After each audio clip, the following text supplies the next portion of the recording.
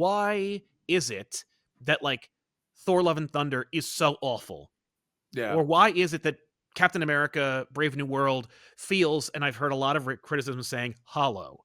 Yeah. Yet you look at like movies from the past, hell, even Tim Story's Fantastic Four, and you got people coming out of the woodwork being like, look at this, look at how much character there is. Maybe these movies are underrated. And it's like, we hated them when they came out, and yet now they're being deified. And I think I know what the issue is, and it has a lot to do with color balancing. Okay. I was there's a sequence that was going around the internet, and it was the scene of the Fantastic Four defeating Doctor Doom in the Tim Story Fantastic Four movie. Yeah. And they compared it to the night fight at the Statue of Liberty from No Way Home.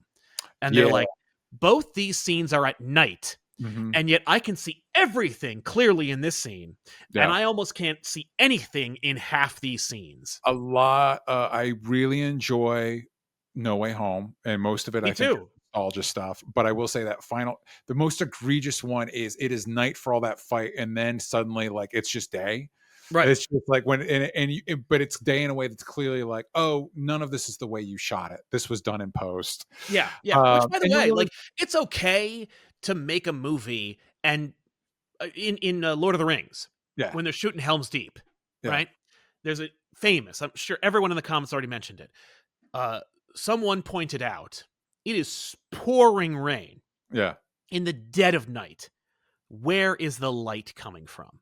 Well, and Peter Jackson said the same place the music is coming from. Yeah, that's I'm like, the answer. And if you're Peter Jackson doing the Lord of the Ring trilogy, you're allowed to get away with that shit. Another great example of a fantastic movie, iconic movie, beloved movie, Jurassic Park.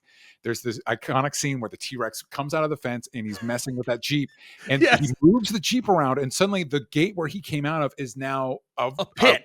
A pit. And I didn't notice until 30 years later or whatever. I'm like, wait a second. Like, I was watching this at all. I'm like, wait a second. He walked out of here. Yeah, what happened? Now we're plummeting. Everything about the movie that sequence works so well. It just doesn't matter. You're pulled in, not just because of the spectacle, but also because you give a shit about the lives in the car.